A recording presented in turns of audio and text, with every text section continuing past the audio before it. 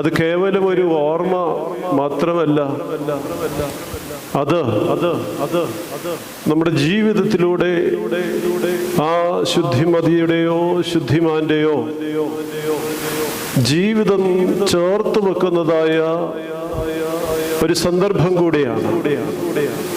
അവർ നമ്മിലൂടെ ജീവിക്കണം,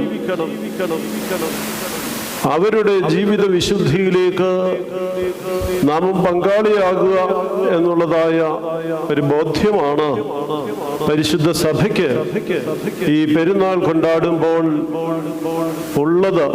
അതാണ് സഭ പഠിപ്പിക്കുന്നത് എന്നുള്ളതായ കാര്യം മുന്നമേ ഓർപ്പിക്കട്ടെ.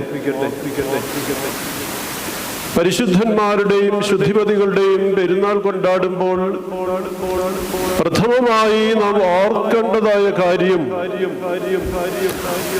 അവർക്ക്